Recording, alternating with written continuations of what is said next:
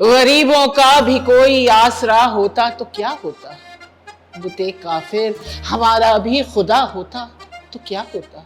NSD के बारे में उतनी अवेयरनेस नहीं थी। ये पता था एक हल्का सा कि दिल्ली में कोई स्कूल है और वहाँ आपको अभिनय की तालीम दी जाती है, बस। अच्छा यही है ना एनएसडी, फॉर्म भरो। तो क्या बात कर रहे हो, एनएसडी में 20 लोगों का सिलेक्शन लिखा है, नहीं होने वाला, कुछ नहीं होने वाला। हम तो अपने जयपुर के कुएं में टर करते हैं, मेहनत है। आज जो थिएटर हो रहा है उसमें मेरे को कंटेंट का अभाव नजर आता है। एट अ टाइम बहुत कुछ करना चाहते हैं, हम फिल्म भी करना चाहते हैं, हम टेलीविजन भी करना चाहते हैं, हम चाहते हैं कि थिएटर भी करें। ये संभव ही नहीं। खुद पर काम करना होगा और किताबें पढ़नी होंगी। बिना पढ़ाई के थिएटर मुझे लगता है अधकचरा सा है, और इसीलिए वो अपनी जगह नहीं बना पाता। हम क्यों चाहते हैं कि एक ही नेशनल स्कूल ऑफ ड्रामा हो जिसमें हम सबको पीट के फोर्स करके उर्दू और हिंदी सिखाएं। और प्रदेश का रंगमंच तभी निखरेगा जब हम प्रदेश के रंगमंच को संरक्षित और संवर्धित करें। कंजर्व करके रखना भी बहुत जरूरी है। बहुत जरूरी है। पॉलिटिक्स तो है सब तरफ है, बच्चा पैदा होता है तब से पॉलिटिक्स शुरू हो जाती है। तो थिएटर कहाँ इससे अछूता रहेगा। और कोविड का जो हमारे ऊपर कहर बरपा है, उस कहर के बाद तो मुझे लगता है सारे ही लोग जमीन पे हैं। हेलो हाय, मेरा नाम है प्रियंका और आप सभी का मैं स्वागत करती हूँ आज के हमारे एपिसोड में लिविंग यूनिकॉर्न्स। और आज हम हैं राजस्थान में, और आज हमारे बीच में जो मौजूद हैं university of Rajasthan department of dramatics की हेड, नेशनल स्कूल ऑफ ड्रामा से पास आउट, काफ़ी साल, लगभग 30 से 32 साल इस क्षेत्र में निभा चुकी। हमारे बीच में है आज doctor professor Archana Srivastava ji. Archana ma'am, thank you so much for coming on Living Unicorns. And सबसे पहले मैं आपसे पूछना चाहती हूँ, कैसे हैं आप? एकदम बढ़िया मैम, क्योंकि मैं यहाँ पे आई हूँ तो मेरे लिए तो, मुझे तो बहुत गर्मी लग रही है, तो मैं आपसे पूछना चाहती हूँ कि आपको कैसा लग रहा है? गर्मी है, गर्मी लग रही है लेकिन हाँ, काम नहीं रुकता है। काम नहीं रुकता है। मैम, मैं सबसे पहले ही पूछना चाहती हूँ क्योंकि आप यूनिवर्सिटी ऑफ राजस्थान में डिपार्टमेंट ऑफ ड्रामेटिक्स जो है उसको हेड कर रही हैं काफ़ी सालों से, तो स्टूडेंट्स के बीच में आपकी कैसी इमेज है? बेहतर होगा आप स्टूडेंट्स से पूछें क्योंकि लेकिन हाँ, बहुत प्यार है और कभी कभी कुछ नाइत्तेफाकी भी होती है, लेकिन ज़्यादातर चीज़ों को सॉल्व किया जाता है तो खुश हो जाते हैं सब लोग और रास्ते निकालते हैं हम लोग। काफ़ी विपरीत हालात होते हैं, आपको पता है, खासतौर से थिएटर पढ़ने वालों के लिए और बच्चों के लिए जिसमें पेरेंट्स का भी सपोर्ट नहीं होता है। फैमिली भी बहुत ज़्यादा खुश नहीं होती है जब वो एमए करने आते हैं। लेकिन हाँ, जब कुछ अच्छा करते हैं तब पेरेंट्स बहुत खुश भी होते हैं। तो एक मुझे लगता है जर्नी है, खुद से खुद का साक्षात्कार और जूझना, जिसको आप बोलते हैं, ज़िंदगी में जूझना सिखाता है थिएटर। तो चल रहा है अनवरत रूप से। मैम, आपका जो सफ़र रहा है अभिनय में, और वो कब और कैसे उसकी शुरुआत हुई? ऐसे कोई फॉर्मल शुरुआत तो मुझे नहीं याद है जी, लेकिन हाँ, स्कूल में कभी कोई एक छोटा सा जो हमारा एनुअल फंक्शन होता है हर साल जी, शायद 6th क्लास की बात है, और एनुअल फंक्शन में एक छोटा सा नाटक एक टीचर ने हमारी तैयार किया। उसमें मुझे एक चिड़िया का रोल दिया। चिड़िया जिसको एक पिंजरे में कैद कर दिया गया और उसको बहुत अच्छा अच्छा खाने को दिया, लेकिन उसको आज़ादी नहीं है, इस तरह की कुछ उसकी मनोदशा। तो काफ़ी सारे मूवमेंट और साउंड्स के ज़रिए उसको एनैक्ट किया था। कुछ कॉस्ट्यूम उन्होंने मुझे उस तरह की दी थी, कुछ मेरे पंख लगाए थे और मेकअप भी उसी तरह का था। तो बहुत इंटरेस्टिंग था वो एक्सपीरियंस, और शायद वहीं से कहीं मेरे अवचेतन में ये बात घर कर गई कि मुझे बहुत सुकून मिल रहा है। बेसिकली मेरा जो ख़ानदान है, हम लोग कायस्थ हैं लखनऊ के जी, और श्रीवास्तव ख़ानदान से हूँ, तो हमारे म्यूज़िक और साहित्य इसकी बहुत ज़्यादा पूछ है, उसको बहुत तवज्जो दी जाती है जी। मेरे फादर थे, वो क्लासिकल के बहुत अच्छे गायक थे और एडमिनिस्ट्रेशन में थे, लेकिन कला हमारे यहाँ हमेशा से थी, हमारी ज़िंदगी के साथ साथ चली है। तो कुछ ऐसा था घर के माहौल में, जो चाहो करो। कुछ हमने तय नहीं किया ज़िंदगी में कि क्या करना है, क्या, जो माँ बाबा ने कहा जो चीज़ आ रही है उसको एक्सप्लोर करो, और हम एक्सप्लोर करते करते पता नहीं कहाँ पहुँचे कहाँ नहीं पहुँचे, ये तो पता नहीं है। लेकिन हाँ, इतना ज़रूर है, बहुत सुकून से और बहुत लुत्फ से हमने ज़िंदगी जी है। सो मैम ऐसा कभी कुछ नहीं था कि कंजर्वेटिव माहौल हो घर में और फुल फ्रीडम थी आपको कि आप कोई भी करियर परस्यू कर सकती हैं? हाँ। तो मैम बचपन कैसा बीता आपका? कैसे क्या चीज़ें करती थी? आपको क्या करना पसंद था? या कि आप कैसी लड़की थी बचपन में? बहुत शुरुआती दौर में तो बहुत शर्मीली थी, थोड़ा सा संकोच भी होता था, थोड़ा सामाजिक जो आपका पूरा मानदंड है उसके अनुसार कई बार होता है ना, बच्चा उस लेवल का परफॉर्म नहीं कर पाता अगर अपनी फैमिली और समाज में, तो कहीं ना कहीं थोड़ा सा मुझे लगता है सोसाइटी का ये एक एक्शन होता था कि तुम मतलब ठीक है ऐसे वाला, बहुत अच्छा, अरे वाह कमाल कर दिया, ये सुनने को नहीं मिलता था। तो लेकिन माँ पापा ने हमेशा हौसला बढ़ाया, हमेशा। तो वही मेरी सबसे बड़ी ताकत थे और उन्हीं की वजह से मैं आज जहाँ भी हूँ, अच्छा बहुत अच्छा माहौल था, घर का बहुत अच्छा माहौल। फिर मैम और टीचर्स बहुत अच्छे मिले। टीचर्स का बहुत बड़ा योगदान रहता है लाइफ में, तो उन्होंने आपको गाइड, कहीं ना कहीं उनकी गाइडेंस आपको बहुत हेल्प करी होगी। और वो उम्र होती है जब आप बड़े हो रहे होते हैं, बच्चे होते हैं, उस समय अगर आपको थोड़ी सी भी शाबाशी मिल जाए, ज़रूरी नहीं है कि हम कुछ बहुत अच्छा करें तभी हमको शाबाशी मिले जी। किस तरीके से हौसला अफजाई की जाती बढ़ते हुए बच्चे की, खासतौर से हमारी सोसाइटी में लड़कियों की, बेटियों की, तो वो मेरी लगातार होती गई और वही मेरा मुझे कहीं लगता है संबल बना जिंदगी को जीने का। तो उसने बहुत प्रोत्साहन आपको दिया हमेशा। बहुत। मैम फिर नेशनल स्कूल ऑफ ड्रामा के बारे में आपको कैसे पता चला या कैसे आपने सोचा कि मुझे वहाँ एडमिशन लेना चाहिए? ये भी एक अच्छी सी मेरी याद है जी। और पापा चाहते थे एडमिनिस्ट्रेशन में जाऊँ। अच्छा।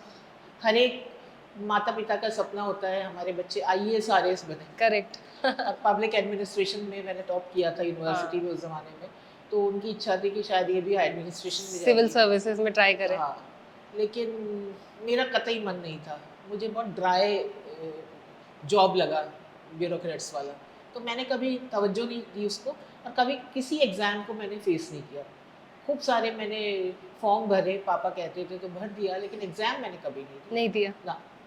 तो MA करते ही मेरी बहुत अच्छी जो मेरे मन का काम था, यूनिसेफ का एक प्रोग्राम था, विमेंस डेवलपमेंट प्रोग्राम, उसमें बतौर विशेषज्ञ स्पेशलिस्ट मेरा सिलेक्शन हुआ और वहाँ मैं बेसिकली मेरा काम था इंफॉर्मेशन डिसैमिनेशन। तो बहुत सारी प्रॉब्लम्स हमारी दुनिया में इसलिए है क्योंकि लोगों को पता नहीं, तो वो काम मेरा था, यानी कि मैं लिखती थी उन औरतों के लिए जो वंचित रही तमाम अवसरों से, जो वंचित रही उस शिक्षा से जो मुझे मिली, जो आपको मिली शहरों में पैदा होने की वजह से। उनका कसूर नहीं है, लेकिन ये एक उनका दुर्भाग्य या सौभाग्य कहें, उनका गांव में जन्म हुआ और गांव में वो सुविधाएं उनको नहीं मिली जो मुझे मिली जी, इसलिए हम और वो थोड़े से फर्क अलग है। तो मेरा काम उनको ट्रेनिंग देना, उनके कॉन्फिडेंस को बूस्टअप करना, उनके लिए पब्लिकेशन लिखना, ये काम था, बहुत इंटरेस्टिंग था। 4 साल मैं इसी में थी MA करने के बाद। सोशल वेलफेयर बोर्ड की एक मीटिंग थी दिल्ली में, वहाँ क्या नाम है, सुहासिनी मुले, मराठी एक्ट्रेस, जी जी, वो मिली। हाँ, ऐसे ही इनफॉर्मल आवर्स में पूछा और क्या इंटरेस्ट है, क्या करती हूँ, मैंने कहा गाने का शौक है पर सुर नहीं लगता बहुत अच्छा, पर गाने का शौक है, मैं एंजॉय करती हूँ। और मैंने कहा थिएटर कर लेती हूँ। अच्छा थिएटर करती हूँ तो तुम NSD क्यों नहीं ज्वाइन करती? तब तक आपको ताज्जुब होगा कि NSD के बारे में उतनी अवेयरनेस नहीं थी। ये पता था एक हल्का सा कि दिल्ली में कोई स्कूल है और वहाँ आपको अभिनय की तालीम दी जाती है, बस। बाकी कभी नहीं सोचा था कि मुझे NSD जाना है। NSD कोई ऐसी जगह है जहाँ लोग बड़ी उम्मीदों से जाते हैं, हाँ, बहुत कुछ बनने जाते हैं, एक्टिंग भी पढ़ाई जाती है। हाँ। तो बोली अच्छा तुम ऐसा करो, तुम घूम के आओ। तो NSD गई, मैं घूम के आ गई। राम गोपाल बजाज सर वहाँ मिले मुझे, हमारे गुरु जी, और बातचीत हुई, काफ़ी अच्छा लगा। बात आई गई होगी, मैं अपने काम में वापस से बिजी हो गई जी। मैंने अपनी माँ को बताया, मैंने कहा माँ ऐसे ऐसे मैं देख के आई हूँ, बहुत मुश्किल है, सिलेक्शन बहुत टफ है। उस ज़माने में ना रिजर्वेशन था ना कुछ था, प्योर आपकी जो क्वालिफिकेशन है वो आपकी योग्यता, और वो योग्यता जो आपकी इनर जो टैलेंट है उसको आप बखूबी लोगों के सामने बयान कर पाते हो, उस तरह। ये क्राइटेरिया था, ये क्राइटेरिया। वर्कशॉप तब तक नहीं होती थी, उससे पहले तो सिर्फ इंटरव्यू होता था। मैम मतलब ये कौन से साल की बात है? ये है 89। 89। तो ये सब बात होती रही। फिर एक दिन अचानक से इंडियन एक्सप्रेस पेपर आता था हमारे, तो माँ पढ़ रही, उन्होंने कहा कि अर्चना यही है ना एनएसडी? मैंने कहा हाँ, यही है। तो यहाँ तो एडमिशन का नोटिस आया, अच्छा। तुम भर दो, फॉर्म भरो। तो क्या बात कर रहे हो, एनएसडी में 20 लोगों का सिलेक्शन लिखा है, एशियन इंस्टीट्यूट ऑफ ड्रामेटिक्स है, ये एशिया का एक इंस्टीट्यूट है, 20 सीट्स हैं, नहीं होने वाला, कुछ नहीं होने वाला। हम तो अपने जयपुर के कुएं में टर टर करते हैं, मेहनत है, ठीक है, अच्छा लगता है, अभिनय कर लिया, खुश हो गए, बस इतना सा है, बाकी माँ कुछ नहीं होने वाला, अच्छे से सेटल्ड हूँ मैं अपने काम में, कोई दिक्कत नहीं है। नहीं, तुमने सोच लिया तुम्हारा नहीं होगा। मैंने कहा हो ही नहीं सकता, सवाल ही नहीं। बंगाल के, महाराष्ट्र के, साउथ के इतने अच्छे अच्छे ऑल ओवर इंडिया कलाकार आते हैं वहाँ एग्जाम देने, मेरा नहीं होगा, ठीक है, फेल होके आ जाओ, but you have to apply. But आपकी मदर ने इंसिस्ट किया कि कुछ भी होगा बट आप फॉर्म भरो और फिर जो होगा देखा जाएगा। उनकी कन्विंसिंग पावर, उनका कन्विक्शन कमाल था। मैंने फॉर्म भरा, पहले ही जो 2 फेज हुए उस साल, जी, हमारे समय से वर्कशॉप का प्रोसीजर स्टार्ट हुआ। अच्छा। तो फर्स्ट फेज में गिरीश कर्नाड साहब थे हमारे इंटरव्यू में, मेरा 40 मिनट तक अच्छा खासा पूरा इंटरव्यू हुआ उसमें। हाँ। उसमें ऑडिशन भी हुआ, उसमें कविता भी सुनी गई, काफ़ी सारे मेरी पर्सनालिटी के आयामों पर बात की गई, लड़की होने के जो एक उसके वजूद पे बात की गई, अस्तित्व पे बात की गई, काफ़ी सारे, क्योंकि पता था मैं जिस फील्ड से जा रही हूँ मैं औरतों के साथ काम करती हुई जा रही हूँ, तो मुझसे कुछ ज़्यादा अपेक्षा थी। करेक्ट। और मुझसे पूछा कौन सा प्ले तुम पढ़ के आई हो, मैंने कहा खामोश अदालत जा रही है। हाँ। तो बिनारे का जो कैरेक्टर है, उसकी जो बोल्डनेस है, उसका जो डिसीजन है कि वो सब कुछ कर सकती है, उस पर काफ़ी लंबी डिबेट हुई। तो कयास तो यही लगाया था कि अब कुछ नहीं होने वाला, क्योंकि मैं बहुत सीधे सीधे सब बात कह के आ गई थी, और सारी चीज़ें वो कही थी जो सामाजिक मानदंडों के विपरीत थी। तो मुझे लगा नहीं होगा, फर्स्ट उसमें हो गया मेरा।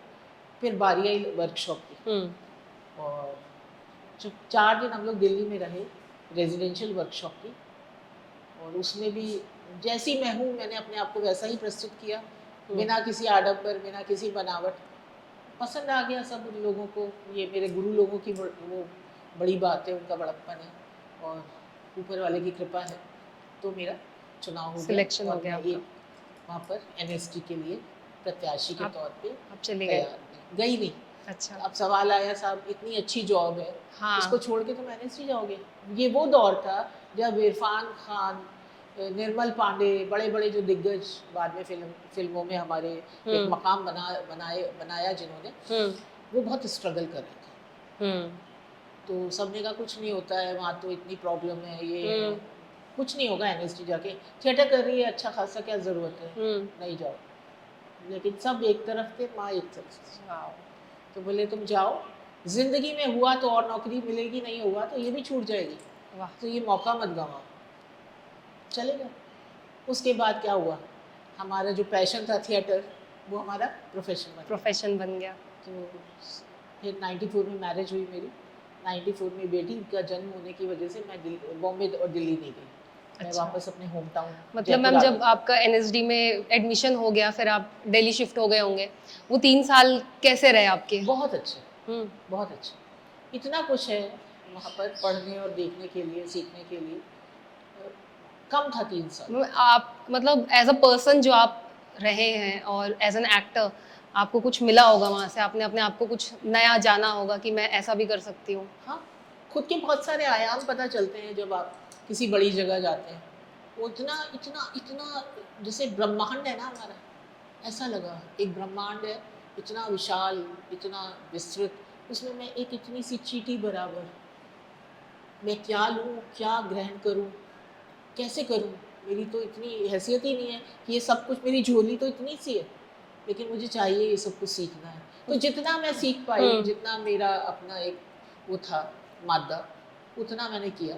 मुझे पढ़ने का शौक था, लाइब्रेरी का भरपूर यूज़ किया आपने। कौन से लेखक आपको पसंद हैं या जिनके बारे में आप ज़्यादा पढ़ती हैं? विजय तेंदुलकर, गिरीश कर्नाड। और कौन सा नाटक आपने किए, कोई आपका फेवरेट नाटक हो, फेवरेट कैरेक्टर हो? जो बहुत सारे, काफ़ी सारे। एक ज़माने में तो मैं एक्टिंग ही किया करती हाँ। थी, लेकिन हाँ एनएसडी के बाद जब मैं इस डिपार्टमेंट में मेरा सिलेक्शन हो गया तो फिर नाटक नहीं किया। सो मैम, आप जैसे कि आप बता रही थी कि एनएसडी के बाद आपकी शादी हो गई और उसके बाद आप दिल्ली ही रही, फिर जयपुर आ गई। तो मैम करियर को आगे बढ़ाने के लिए या इस चीज़ फील्ड में आगे जाने के लिए आपने मुंबई आने के बारे में नहीं सोचा कभी? सोचा था, गोविंद निहलानी से बात भी हुई थी, जी। श्याम बेनेगल, गोविंद निहलानी और केतन मेहता साहब उस ज़माने में दिल्ली आया करते थे जी। जब हम पढ़ रहे थे। और गोविंद निहलानी सर ने हाउस ऑफ बनाडा अल्बा, फ्रेडरिक गार्सिया लोरका का एक नाटक है, उसको राजस्थानी पृष्ठभूमि में रूपांतरित किया था। रुक्मावती की हवेली करके एक टेलीफिल्म बनाई थी, उसका प्रीमियर था दिल्ली में, हम जब फर्स्ट ईयर में, तो वो देखा था मैंने। तब गोविंद जी के साथ हमारा काफ़ी इंटरेक्शन हुआ, तो सोचा था कि जाएंगे फिल्म बनाएंगे, लेकिन कुछ और ही चीज़ मंजूर थी ऊपर वाले को। तो मैम क्या कभी उस चीज़ से आपको बुरा लगा या दुख हुआ कि नहीं, मुंबई में सिनेमा में हम आगे बढ़ते नहीं, या? कोई रिग्रेट नहीं है किसी प्रकार से, कुछ भी नहीं। मुझे बहुत मिला है। और जब मैंने अपनी बेटी को जन्म दिया और आज की तारीख में जब मैं उस बेटी को देखती हूँ, बहुत संतोष, बहुत सुख की अनुभूति होती है। कुछ नहीं खोया। मुझे लगता है अगर मैं बम्बई चली जाती तो ये पढ़ना पढ़ाना जो मेरा स्वभाव है जी। उससे मैं दूर हो जाती, क्योंकि इंडस्ट्री की अपनी दुनिया है, अपनी एक डिमांड है।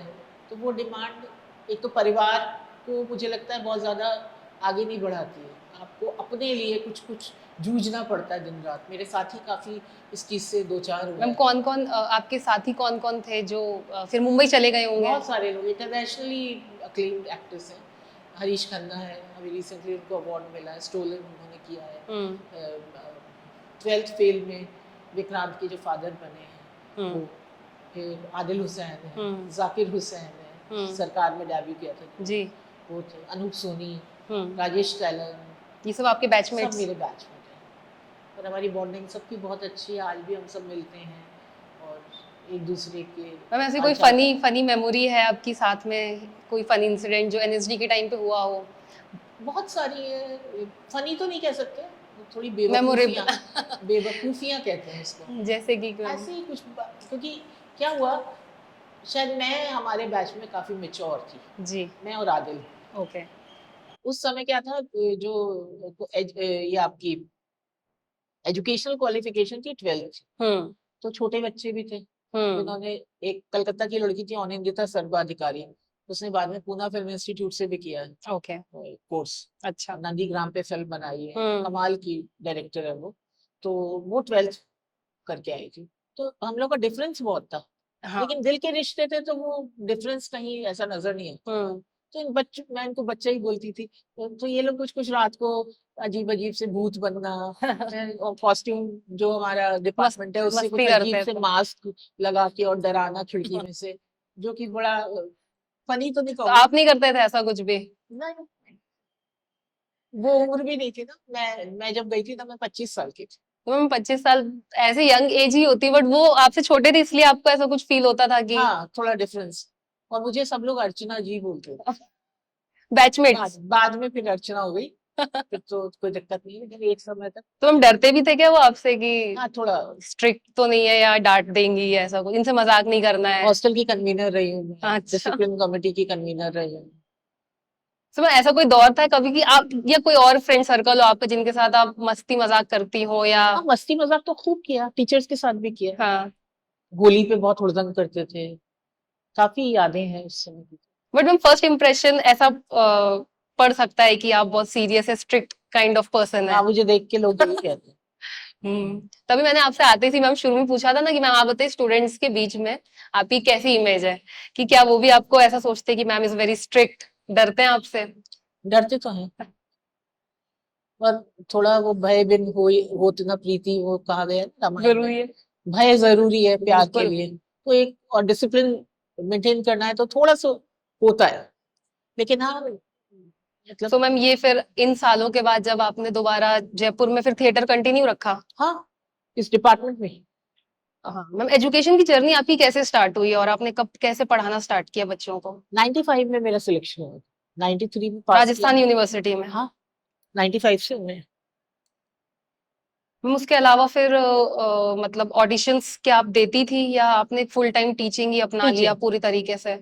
क्योंकि माँ का एक ही सबक मुझे आज भी हाँ याद है, हाँ हाँ। Do one thing at a time, hmm एक बार में एक काम करो। हम्म। सो मैम थिएटर के जैसे मैम बहुत अलग अलग टाइम पीरियड्स रहे हैं। शुरुआती दौर में संस्कृत नाटक भी था, फिर कमर्शियल बोल लीजिए, एक्सपेरिमेंटल बोल लीजिए, आजकल लोग इंडिपेंडेंट थिएटर्स भी करते हैं। बहुत सारे नाटक हैं जो एनएसडी के भी पहले से और आज तक चले हुए आ रहे हैं। तो इन सब में आप क्या बदलाव देखती हैं, क्या डिफरेंस फील होता है आपको आज के टाइम में जो थिएटर हो रहा है?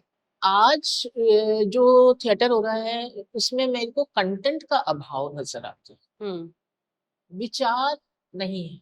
हम्म आप सिर्फ बॉडी मूवमेंट से और साउंड से आप कितना एक्सप्रेस कर पाओगे, हम्म ये थोड़ा सा दुरूह कार्य हम्म है ना। क्योंकि मुझे लगता है कि अल्फाज जरूरी है, हम्म स्पीच थिएटर की जान है, हम्म। और स्पीचलेस नाटक नहीं होती। नहीं हो सकता। वो तो माइम करो फिर, वो एक अलग विधा है, मुंह का हम्म अभिनय जिसको आप बोलते हम्म हैं। लेकिन आज थिएटर रंगमंच जो है सदा सदा आपके संभाषण या स्पीच का एक बहुत सशक्त जरिया है, हम्म। और वो एक्टर ही प्रस्तुत करता है जी। Through script. तो स्क्रिप्ट भी अच्छी नहीं हो रही है आजकल, बहुत ज्यादा हम्म लिखने वाले लिख रहे हैं, हम्म। अच्छी भी हैं, पर बहुत कम संख्या है। मैम ये क्या ऐसा लगता है कि थिएटर के लिए रिसोर्सेज की कमी है या अवेयरनेस की कमी है लोगों में? ना, बहुत रिसोर्स है, हम्म अवेयरनेस भी है, कमी है कमिटमेंट की। हम्म हम एट अ टाइम बहुत बहुत कुछ करना चाहते हैं, हम फिल्म भी करना चाहते हैं, हम टेलीविजन भी करना चाहते हैं, और हम चाहते हैं कि थिएटर भी करना। हम्म ये संभव ही नहीं है। तो इसलिए थिएटर तो आपसे वक्त बहुत चाहता है, हम्म क्योंकि थिएटर आपको रवा करता है, हम्म आपको संवारता है, हम्म आपको निखारता है। हम्म और जब तक एक्टर अपने आप पर काम नहीं करेगा, थिएटर नहीं करेगा, तो वो सिर्फ कैमरा जो है, कैमरे का सामने जब एक्टिंग करता है एक्टर, तो वो मुझे नहीं लगता है कि बहुत ज़्यादा वो इन्वॉल्व होके कर पाता है। तो मैम क्योंकि आप एक एडमिनिस्ट्रेटर हैं, एक डिपार्टमेंट हेड हैं, तो मैम यूनिवर्सिटी में क्या ऐसे कुछ इनोवेटिव आइडियाज़ हम ला रहे हैं या इनोवेटिव चीज़ें कर रहे हैं जिससे स्टूडेंट्स को एक प्लेटफॉर्म मिले थिएटर करने के लिए और आगे बढ़ने के लिए कुछ गाइडेंस मिले? हमने जो सिलेबस अपना रिवाइज किया हर साल, हम्म जो कर रही हूँ मैं जब से मैं हेड हूँ 2010 से, हम्म। उसमें मैंने सबसे पहली चीज़ ये रखी है। जी। एक तो मैंने जो एमए का सिलेबस है हमारा, पीजी का, उसको बिल्कुल जो नेट का सिलेबस है, नेशनल एलिजिबिलिटी टेस्ट, जेआरएफ जो होता है यूजीसी का एग्जाम, उसके समकक्ष मैंने डिज़ाइन किया, ताकि एमए करते ही या एमए करने के दौरान जो भी बच्चा जेआरएफ क्लियर कर ले, तो उसके लिए एक बहुत बड़ा मुझे लगता है मकाम होता है, अच्छी स्कॉलरशिप है, रिसर्च के ऑप्शंस होते हैं कैंडिडेट के बाद। तो ये एक तो मेरा बहुत बड़ा सबमिशन था। दूसरी चीज़, स्टूडेंट कॉन्फिडेंट हो, क्योंकि थिएटर कोरी मतलब सैद्धांतिक पढ़ाई नहीं है कि आपने सिद्धांत पढ़ लिया और लिख दिया और 90% आ गए, लेकिन जब उसने अपने आप को फील्ड में प्रेजेंट किया तो क्या किया, वहाँ वो घबरा जाता है या नहीं अपने आप को प्रूव कर पाता है। उसके लिए मैंने इन लोगों के लिए, बच्चों के, कि हर एक को एक एक प्ले डायरेक्ट करना है। ओके। और जूनियर्स को उसमें एक्टिंग के लिए आपको सिलेक्ट करना है, स्टूडेंट्स को senior independent, senior students direct करेंगे। इंडिपेंडेंट। तो डायरेक्शन का पेपर है पूरा, डायरेक्शन पूरा पढ़ते हैं, how to direct a play, how to produce a play, how to act in a play. तो बहुत सारे हम आयामों पर बच्चों को सिखाते हैं और फिर उस पर बच्चे आगे काम करते हैं। हम एक आम आदमी की बात अगर हम आज करें तो क्या आपको लगता है कि आज भी उसको पता है कि थिएटर क्या होता है या रंगमंच क्या होता है, क्या परिभाषा है उसकी? मालूम है, संख्या बढ़ी है अच्छे नाटकों की। जो अभी आपने एक बात कही, थिएटर में जो बदलाव आया है, एक तो कंटेंट में तो बहुत कमी आई है जी। जो आज भी हम क्यों अंधा युग को ही बार बार याद करते हैं, क्यों आधे अधूरे, क्यों ये आषाढ़ का एक दिन, क्यों तुगलक, क्यों सकरम, सालों से ये नाटक होते हुए आ रहे हैं। ऐसे नाटक है जो आपके जहन में इस कदर छाए हुए हैं because of content and structure of the play. वो चीज़ अभी नहीं मिलती है। तो ये तो नाटकों के संदर्भ में मैंने कहा, लेकिन मैंने, अगर मैं, हो सकता है लोगों को मुझसे ना इत्तेफाकी हो, लेकिन मैं अधिकांश लोगों में प्रतिबद्धता की कमी देखती हूँ एक्टर्स को। हमको चाहिए तो बहुत कुछ, लेकिन हमको उसके लिए करना क्या है, हमको कितना वक्त देना है, कितना हार्डवर्क करना है, एक अच्छे थिएटर को प्रेजेंट करने के लिए उस पर हमारा ध्यान बहुत कम है। तो इसीलिए टिकटेड शोज हमारे नहीं होते हैं, बहुत कम होते हैं जो अच्छे प्लेज हैं। क्योंकि मैं ये मानती हूँ कि प्रोफेशनल जो नाटक है वो पैसे से नहीं होता, प्रोफेशनल एटीट्यूड जरूरी है। कलाकार का जब तक प्रोफेशनल एटीट्यूड नहीं होगा लाइफ में, तो अभी मुझे लगता है थिएटर सर्वाइव कर पाएगा। मैम जैसे कि थिएटर इन एजुकेशन की हम बात कर रहे हैं, क्योंकि लोगों को लगता है कि एक्टिंग एक हॉबी है, एक पैशन है, उसमें एजुकेशन कितनी इंपॉर्टेंट है ये चीज़ें सबको नहीं पता है और बहुत कम लोगों को ही पता है। उनको लगता है कि एक्टिंग में पढ़ाई होती है, मतलब अनफॉर्चुनेट चीज़ है। कई बार स्कूल कॉलेजेस के हेड भी हैं, उसमें मैंने जो देखा है मैम, तो यूनिवर्सिटीज़ में कई बार ड्रामा एज अ सब्जेक्ट हर यूनिवर्सिटी में अवेलेबल नहीं है। वो इसीलिए क्योंकि उनको ऐसा लगता है कि acting is not a subject या थिएटर इन एजुकेशन नहीं होता है। क्योंकि मैम आपने पीएचडी किया है थिएटर में, तो मैं आपकी राय जानना चाहती हूँ इसके बारे में, जो थिएटर इन एजुकेशन की इम्पोर्टेंस है। बहुत ज़्यादा अहमियत है पढ़ने की, क्योंकि अगर आपने रंगमंच की पढ़ाई की है तो आपकी एक अंतर्दृष्टि परिपक्व होगी, जिसको आप इंसाइट कहते हैं जी, और बहुत गहरा आप सोच सकते हैं, बहुत गहरा काम कर सकते हैं। बिना पढ़ाई के थिएटर मुझे लगता है अधकचरा सा है और इसीलिए वो अपनी जगह नहीं बना पाता। जी। हम में से बहुत सारे लोगों को सिर्फ मंच पर आने का शौक है और नाटक का डायलॉग बोलना है, नाटक हो गया, बस इतना सा। लेकिन इसके तैयारी से पहले हमको खुद को तैयार करना पड़ता है, बतौर एक्टर, बतौर डिज़ाइनर, बतौर डायरेक्टर। ये सारी चीज़ें आपको बिना एक औपचारिक पाठ्यक्रम के नहीं मिलती और निश्चित तौर पे आपको किसी अच्छे संस्थान में प्रवेश लेना चाहिए, तभी मुझे लगता है सार्थकता हो पाएगी रंगमंच की। जो आप हमारे जयपुर में 99% बच्चे जो हैं अभी थिएटर जो कर रहे हैं वो यहाँ डिपार्टमेंट के एलुमनस हैं।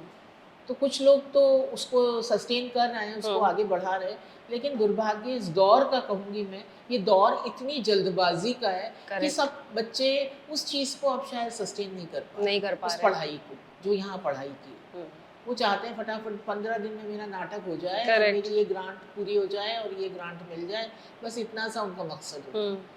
तो बजाय इसको साधने के बहुत हल्का काम हो रहा है। क्योंकि मेरा जो पर्सनल एक्सपीरियंस रहा है, जब नाटकों की तैयारी हुआ करती थी, हमने भी किया है, तो हम 2-2 महीने 3-3 महीने आप नाटक की रिहर्सल चलती है, 1 महीना रीडिंग चलती है, उसकी फिर ब्लॉकिंग होती है। पर क्योंकि आपने खुद कहा कि जल्दबाजी का दौर है और तो 3 महीने कोई डिवोट नहीं करना चाहता, जल्दी अग्री नहीं होते हैं, तो वो भी एक बहुत बड़ा चैलेंज है। 10 दिन 15 दिन में आप करना चाहते हो। और मैम क्या ऐसा भी हो सकता है कि थिएटर के ज़रिए भी लोग, क्योंकि सिनेमा में जाना चाहते हैं, ज़्यादा रुझान लोगों का रहता है कि मैं मुंबई जाऊँ, फिल्मों में काम करूँ, क्या ये भी एक वजह है कि वो थिएटर इसलिए भी करना चाहते हैं क्योंकि उनको अल्टीमेटली मुंबई जाना है? हाँ, एक सीढ़ी के तौर पे देखते हैं रंगमंच को, क्योंकि जितने भी अच्छे अभिनेता अभी आप देखते हैं फिल्म इंडस्ट्री में, काफ़ी लोग थिएटर बैकग्राउंड से हैं। तो लेकिन वो ये नहीं समझ पाते हैं कि उस एक्टर की जर्नी क्या रही है, उसने कितनी मेहनत की है, कितना पढ़ा है वो, चाहे वो अनौपचारिक तरीके से किताबों को पढ़ना ज़रूरी है। रंगमंच के सिद्धांत क्या है, सारे सिद्धांत व्यवहारिक है, उनको अप्लाई करना पड़ता है क्या, तो वो उस चीज़ को नहीं समझते। वही है, मुझे तो दौर ज़्यादा मुश्किल लग रहा है ये, लेकिन हाँ निश्चित तौर पे बदलाव आएगा। मैम जैसे कि हम एजुकेशन की बात कर रहे थे, क्योंकि स्पेशली आजकल आज के टाइम में जो न्यू जनरेशन है, क्योंकि उनको मैम शॉर्टकट टू सक्सेस में बिलीव करते हैं या फिर मुंबई जाने की जल्दी होती है, तो उनको वो एजुकेशन का इम्पोर्टेंस नहीं पता है। सो मैम मैं चाहती हूँ कि आप कुछ ऐसे पॉइंट्स सजेस्ट करें जिससे स्टूडेंट्स को ये पता चले कि तैयारी कितनी ज़रूरी है एक्टर बनने के लिए, या अगर आप उसमें एज अ प्रोफेशन उसको देख रहे हो, मुंबई जाना चाहते हो, तो क्या आप कुछ सजेशंस दे सकते हैं बच्चों को उनकी तैयारी के लिए? खुद पर काम करना होगा और किताबें पढ़नी होंगी, जो रंगमंच से जुड़ी हुई, खासतौर से अभिनय अगर करना है तो अभिनय से जुड़ी हुई जो भी किताबें हैं, अभी हमारे ही गुरु हैं प्रसन्ना जी, उनकी किताब आई है इंडियन मेथड एक्टर, हाँ, तो उसको पढ़ें, वो हिंदी में भी अवेलेबल है, अंग्रेजी में मूल रूप से लिखी गई है। फिर आपकी स्टैनिस्लावस्की का जो पूरा सिस्टम है, उनके 3 किताबें हैं, an actor prepares, creating a role, building a character, वो हिंदी में उपलब्ध है। नेशनल स्कूल ऑफ ड्रामा ने उसको अनुवादित करके उसको प्रकाशित किया है, बहुत कुछ है। तो ज़्यादातर हिंदी भाषी बच्चों की ये समस्या है, मैडम सारी जो किताबें इंग्लिश में, लेकिन वो सर्च करेंगे तो हिंदी में, हिंदी में है, हिंदी में है। और लगातार अपने ऊपर प्रयास और रियाज करें। जैसे संगीत का रियाज करते हैं सुबह सुबह जो संगीत के विद्यार्थी जैसे हम अभी बात कर ही रहे थे, हम क्लासिकल डांसर्स और क्लासिकल म्यूजिक, क्योंकि उनका जो आर्ट है एवरीडे आप रियाज करोगे, एवरीडे आप डांस करोगे तो वो बेहतर होता है। उसी तरह एक्टिंग भी आपको एवरीडे कुछ ना कुछ एक्सरसाइज करती रहनी पड़ेगी, वो बहुत ज़रूरी है। वॉइस एंड स्पीच की एक्सरसाइज, डिक्शन, आपका उच्चारण दोष इतना होता है, फम्बलिंग हो जाती है, तो अगर आप कुछ प्रेजेंट कर रहे हैं तो आपको कॉन्फिडेंस नहीं होता है। इस सब पर अपनी पर्सनैलिटी पर काम करना, पर उसके लिए सबसे बड़ी चीज़ यही है कि आप जिस दिन अपने इनर को साध लेंगे, अंतर मन को साधना बहुत ज़रूरी है। आप 10 चीज़ सोचेंगे, मैं वो कर लेता, मैं ये कर लेता, नहीं, जिस वक्त आप जो कर रहे हैं उस पर बिल्कुल दृढ़ होके उस पर काम करेंगे तो निश्चित तौर पे कहीं ना कहीं थोड़ी बेहतरी की तरफ जाएंगे। मैम क्या ये भी एक चीज़ होती है कि स्टूडेंट्स को या कोई भी एस्पायरिंग एक्टर हो तो उसको खुद को एक्सेप्ट करना भी बहुत ज़रूरी है, क्योंकि मैम अलग अलग बैकग्राउंड से सब आते हैं, अलग अलग शहरों से आते हैं, गाँव से आते हैं, और यहाँ आके फिर रंगमंच पे इकट्ठे होते हैं।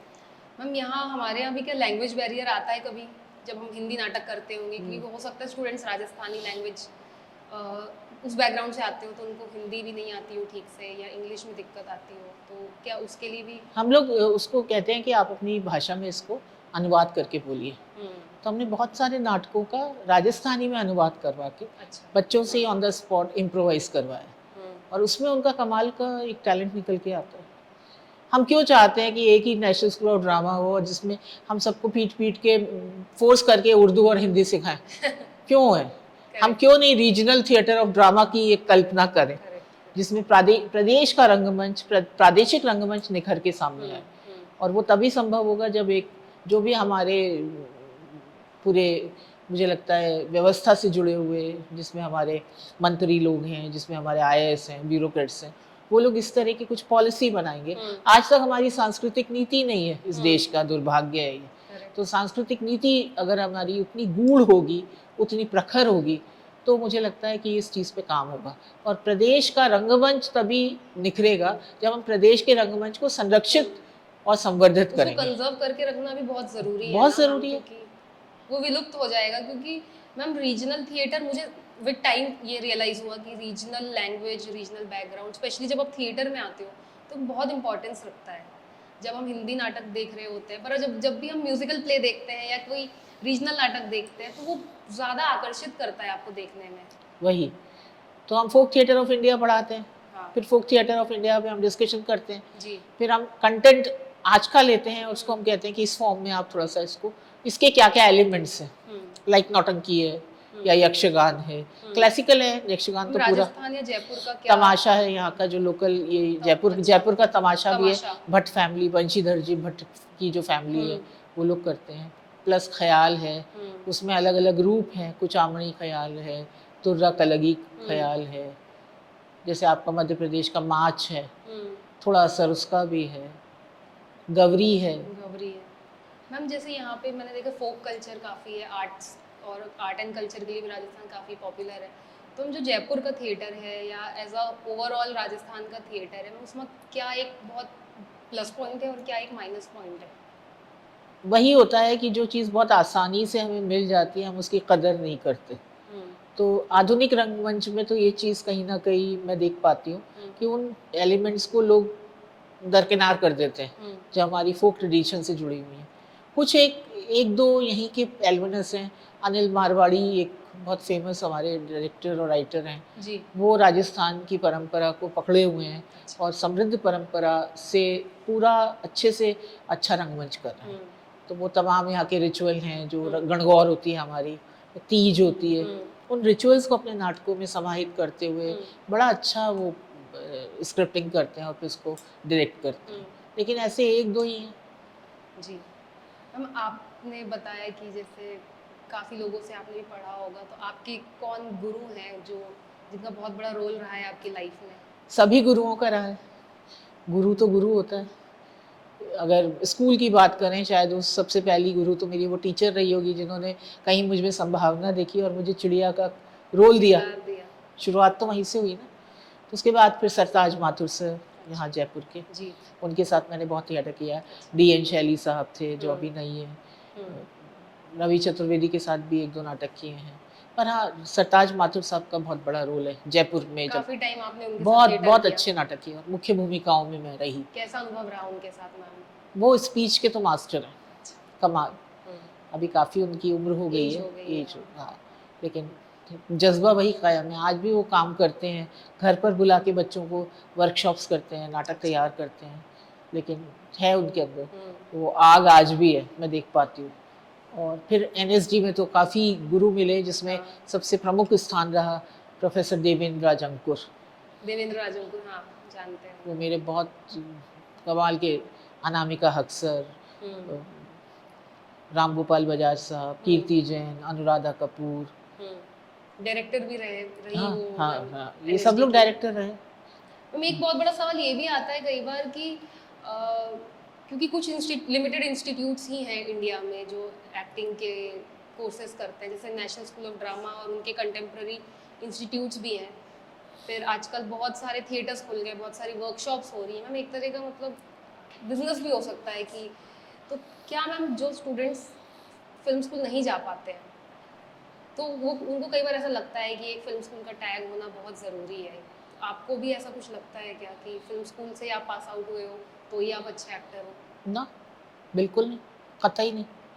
और बहुत सारे विश्वविद्यालयों में थिएटर डिपार्टमेंट है हमारे देश में, बच्चे वहाँ एडमिशन ले सकते हैं, वही सारी पढ़ाई वहाँ भी पढ़ाई जाती है जो यहाँ हम लोग करवा रहे हैं। और ये पूरी पढ़ाई, क्योंकि हम लोग NSD के हैं, तो NSD तो आ गया ना यहाँ। मेरे एक असिस्टेंट प्रोफेसर हैं, वो भी NSD से हैं, 2010 पास आउट हैं। तो वही सारी जो विधा हमने वहाँ ग्रहण की है, वही यहाँ पर हम अपने बच्चों के साथ शेयर करते हैं। तो ऐसा थोड़ी NSD में जाके वहाँ एडमिशन होगा तभी कोई कुछ कर पाएगा। तो मैं तो एक तरह का ब्रिज का काम कर रही हूँ जयपुर में रह के, क्योंकि मैं जो बच्चे वहाँ नहीं जा सकते उनके लिए मैं यहाँ हूँ। तो ये बिल्कुल गलत है। अपने आप तो कुछ भी नहीं कर सकते, आपको गाइड तो करना चाहिए लोगों को।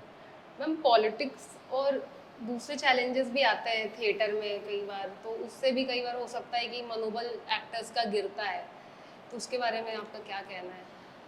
ये पॉलिटिक्स जो शब्द है ना, ये आधुनिक समय का शब्द है। पॉलिटिक्स अच्छा है ना, जो चाणक्य के ज़माने की बात होती थी, चाणक्य नीति की बात होती थी, वो सारी चीज़ें वो पॉजिटिव थी। ये जो उसका जो बुरा रूप आ गया है, उसको हम राजनीति कहते हैं। अरे राजनीति हो रही है, तो राजनीति कौन कर रहा है? आप उससे दूर हो जाओ, कोई नहीं करेगा। ये मानवीय दुर्बलता है, हर आदमी अब दूसरे को पीछे गिरा के और खुद आगे बढ़ना चाह रहा है आज की तारीख में, किसी भी तरह से। तो बेटर यही है कि वही अगर 5 लोग भी एक से अपने जो बिल्कुल मुझे लगता है कि अच्छे लोग जिसको कहेंगे, जिनके अंदर किसी प्रकार की कोई इस तरह की फीलिंग नहीं है, वो मिलके कुछ करेंगे और उनके जैसे और लोग उनके साथ शामिल होते जाएंगे, तो ये राजनीति तो जो काफ़ी बुरा शब्द हो गया आज की तारीख में, ये नहीं होगा। पॉलिटिक्स तो है सब तरफ है, बच्चा पैदा होता है तब से पॉलिटिक्स शुरू हो जाती है। तो थिएटर कहाँ इससे अछूता रहेगा? सही बात है नहीं। तो मैम एज अ प्रोफेशन बहुत कम लोग होते हैं जिनमें जज्बा होता है कि थिएटर को अपना प्रोफेशन बना के वो ज़िंदगी अपनी आगे बढ़ाते हैं, क्योंकि एक सामान्य एक इमेज बना दी गई है कि मैम थिएटर आप कर रहे हो तो या तो आप क्रिएटिविटी फॉलो कर सकते हो या तो आप पैसे कमा सकते हो। वो तो एक जो आर्ट होता है, जो बैलेंस करना पड़ता है कि आप थिएटर भी करो या अपनी क्रिएटिविटी भी परस्यू करो और आप पैसे भी कमा पाओ। तो मैम ऐसा सही में ऐसी चीज़ें हैं क्या कि है ना, क्यों नहीं है? लेकिन उसके लिए आपको खुद को अपने आप को ट्रेंड करना होगा, और ट्रेंड आपको अपनी बॉडी को, अपनी माइंड को और अपने हार्ट को करना होगा, वो बहुत ज़रूरी है। और वो तालीम तो लेनी पड़ेगी, चाहे अनौपचारिक चाहे औपचारिक। तो उसको, क्योंकि अभी पढ़ने की तो प्रवृत्ति बिल्कुल ख़त्म हो गई ना, हम पढ़ना भी नहीं चाहते, हम चाहते प्लेट में तैयार होके हमारे सामने सब कुछ आ जाए, तो ये तो नहीं हो सकता ना। आपको छत पे जाना है तो सीढ़ियाँ तो चढ़नी पड़ेगी, कैसे आप डायरेक्ट यहाँ खड़े होके और छलांग तो नहीं मार सकते ना। और हम किसी भी एक्टर को देखते हैं, अब मुझे तो शाहरुख खान बहुत अच्छे लगते हैं। क्यों अच्छे लगते हैं? वो इतने अच्छे एक्टर हैं। तो एक्टर रातों रात नहीं बन गए, उन्होंने भी बहुत स्ट्रगल किया है। हमको उसकी जर्नी को स्टडी करना पड़ेगा। जर्नी हम स्टडी नहीं करते, बस जो उनका एंड रिजल्ट है उस पर ध्यान रहता है कि आज कौन कितना सक्सेसफुल। नवाज की जिंदगी क्या है, नवाज, संजय, पंकज त्रिपाठी, सारे के सारे कितनी मतलब बुरी स्थितियों से गुजरते हुए, लेकिन उन्होंने हौसला नहीं खोया। तो एक्टर को अपना हौसला नहीं खोना, इंसान को भी नहीं खोना चाहिए। सब चीज़ होती है दुनिया में, उतार चढ़ाव सब होते हैं, लेकिन ज़िंदगी उसी की मुझे लगता है कामयाब मानती हूँ जो उन हौसलों को बरकरार रखता है और सारी चीज़ों से लड़के जूझ के आगे बढ़ता रहता है। चलते रहो, चलते रहो, पता नहीं कब कौन सी चीज़ हमारे रास्ते में आ जाए। मैम, जो ये आपकी जर्नी रही, तो कभी आपको ऐसा लगा कि अभिनय से आप दूर हो रही हैं क्योंकि आप एडमिनिस्ट्रेशन और शिक्षा देने में आप व्यस्त हो गई ना, तो कभी ऐसा लगा आपको? नहीं, मेरी क्लास लेक्चर डेमोन्स्ट्रेशन होती है। आप एक्ट करती हैं, परफॉर्म करती हैं? स्पीच पर जब हम काम कर रहे हैं, अभिनय के नुआंसेस, बारीकियों पर हम काम कर रहे हैं, तो मैं करती हूँ। कोई फेवरेट स्पीच है मैम आपकी? अब तो भूलने लगी हूँ मैं बहुत ज़्यादा। हाँ। लेकिन एक मुझे अभी भी याद है और बहुत वो घिस चुकी है, लेकिन वो है यहूदी की लड़की, आगा अशरफ कश्मीरी की। हाँ, बता दीजिए। आपको इसकी कथा के बारे में एक लाइन में बताती हूँ। ये जो नाटक है, इस पर फिल्म भी बनी है, यहूदी, दिलीप कुमार साहब ने किया है उसमें अभिनय। पढ़ा है प्ले। रोमन जो शासक थे उनका बहुत बुरा एक बर्ताव किसके प्रति, यहूदियों के प्रति, उस पर है ये। हाँ। तो उसी पर है। तो जो शहजादे की मंगेतर है, उसको जब ये पता चलता है कि शहजादे ने एक राहिल नाम की यहूदन से बुरा बर्ताव किया, उसको अपने इश्क के झूठे फरेब में फंसाया और फिर उसको दगा दिया, तो वो जो यहूदन है जिसका नाम राहिल है, तो वो ये बदला लेने के लिए आमादा हो जाती है और कहती है कि मैं शहजादे को देख लूँगी और इसको फांसी के तख्ते तक पहुँचाऊँगी दरबार में जाके। तो वो उसके लिए आती है, उसका नाम डेसिया है, राजकुमारी। तो वो राहिल और डेसिया का एक छोटा सा सीक्वेंस है। उसके घर जा रही है राजकुमारी, उस यहूदी के घर में जहाँ उस राहिल है।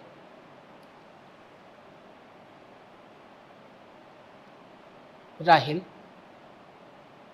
राहिल, राहिल, तुम अपने जोशो गजब में रश्क और रकाबत की सदाओं पर जोर लगा रही हो। सच्ची मोहब्बत के दिलरुबा फराइज भूली जा रही हो।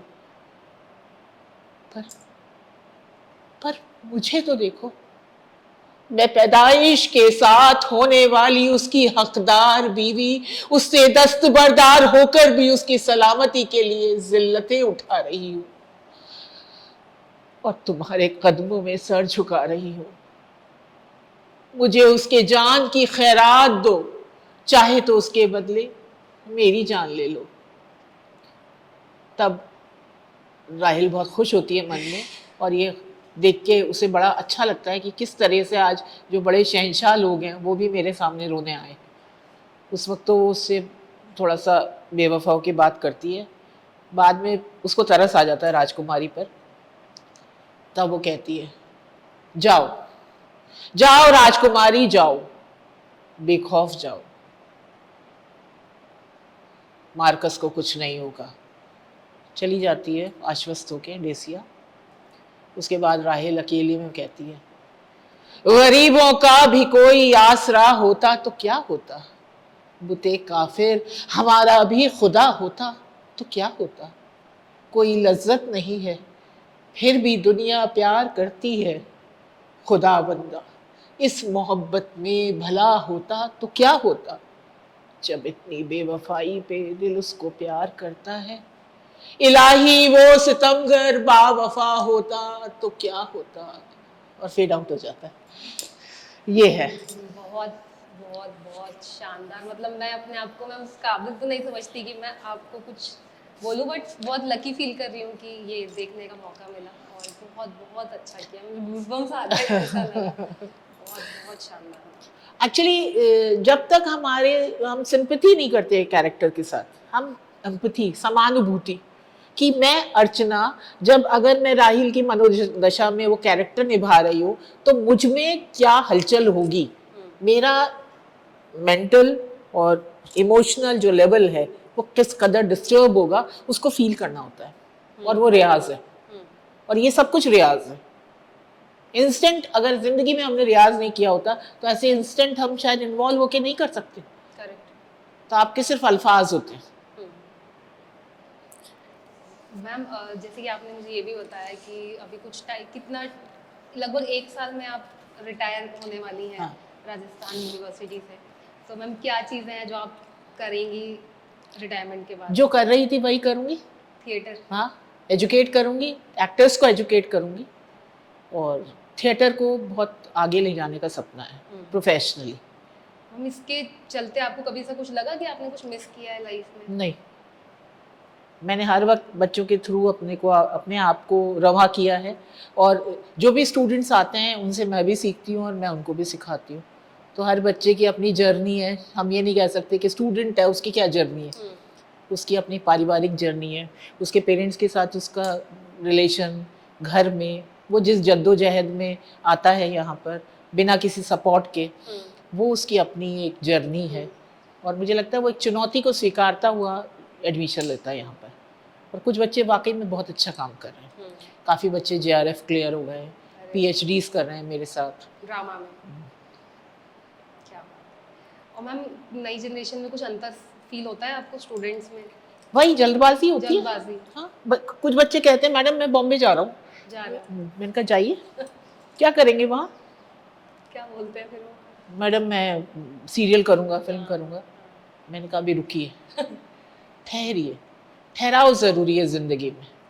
थोड़ा रुक के देखिए अपने आप को। और जब वो 2 साल बाद पूरा जितना भी यहाँ पढ़ते हैं, सीखते हैं, उसके बाद कहते हैं अच्छा हुआ आपने हमको रोक लिया, अभी बहुत आगे जाना है। फिर वो नहीं जाते, बॉम्बे नहीं जाते, उनकी दिशा बदल जाती है और पढ़ने में उनका इंटरेस्ट और बढ़ जाता है। तो वो रिसर्च करते हैं, नेट का एग्ज़ाम देते हैं, JRF का एग्ज़ाम देते हैं।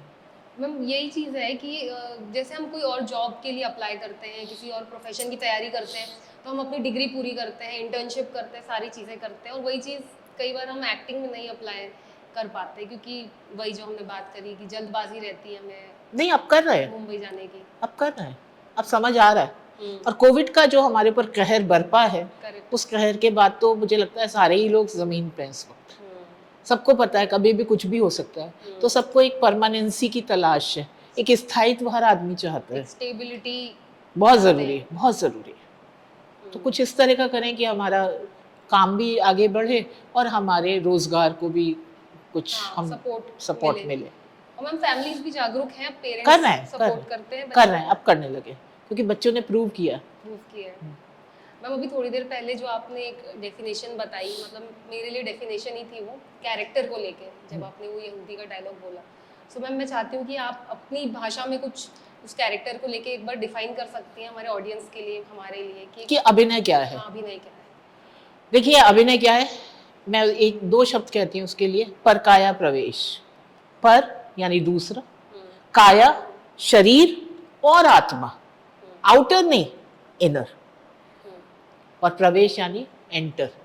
तो जब हम किसी दूसरी शख्सियत की आत्मा और शरीर में प्रवेश करते हैं बतौर एक्टर, तब हम उस चीज़ को फील कर पाते हैं और तब उस पर काम कर पाते हैं। और वो तमाम चाही गई जितनी भी ज़रूरतें एक एक्टर के लिए, उसको हम जीते हैं। और रोज़ जब उसका रियाज करते हैं तो कोई वजह नहीं कि हम अच्छा काम नहीं कर पाए। यही अभिनय। शिद्दत बहुत ज़रूरी है, शिद्दत सबसे ज़्यादा ज़रूरी है। मैम मैं एक लास्ट क्वेश्चन आपसे ये पूछना चाहती हूँ कि लिविंग यूनिकॉर्न्स पे आज आपका अनुभव कैसा रहा? मुझे बहुत अच्छा लग रहा है और बहुत ही मतलब एहसास हो रहा है कि कुछ अपना सा है। ये जो अपना सा मैंने कहा, इस अपना सा में बहुत कुछ है। और ये अपना सा मतलब ये एक टाइम आएगा जब आपका ये जो चैनल है, जो आप ये काम कर रहे हैं, ये दूर दूर तक मशहूर होगा। And God bless you. Thank you so much. हाँ, मेरी शुभकामनाएं आप सबको। बहुत बहुत thank you ma'am, and thank you so much living unicorns पे आने के लिए। और आज बहुत कुछ सीखने को मिला आपसे। Thank you. और होपफुली हम जल्द मिलेंगे, तो थैंक यू सो मच।